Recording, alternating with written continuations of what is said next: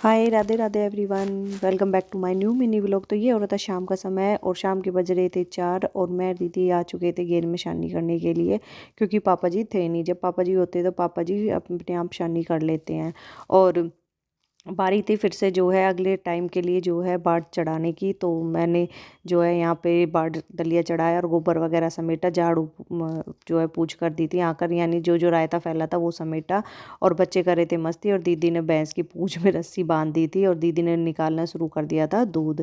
और ये छोटी गटिया का न्यार यहाँ पे अलग से कर दिया था। फिर उसके बाद उठाई हमने देवरानी जिठानी गोबर के हिल चल दिए थे प्लाट में, क्योंकि यहाँ पे मम्मी ने थोड़े थोड़े से पेड़ जंगवाए थे और ये नक्श जो है मान नहीं रहा था और ये कह रहा मम्मी मैं भी पेड़ों को काटूंगा, क्योंकि हमें ये अपने प्लाट में जो है चारों तरफ लगानी थी।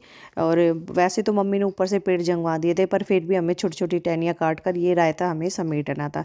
तो फिर क्या था, देवरानी जी जो है लग गई इनको टहनियों को उठा उठा के समेटने के लिए और जेठानी ने इन पेड़ों को जो है काट दिया था।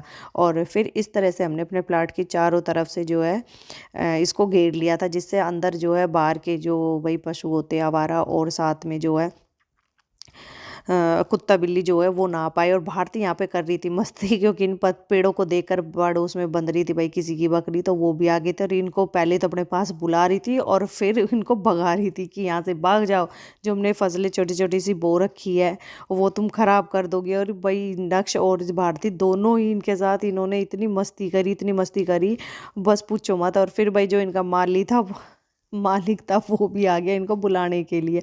और इस तरह से हमने जो है अपना पथवारा कर लिया था साफ, क्योंकि साइड में से हमने जो है चारों तरफ हमने पेड़ की टहनियाँ लगा दी थी। और जितनी भी लंबी लंबी बड़ी बढ़िया जो है पेड़ों की टहनी निकली थी वो हमने साइड में छाट कर अलग से कर दी थी, क्योंकि इनके चारों तरफ से भाई डंडे गाड़ने के ये काम आती है।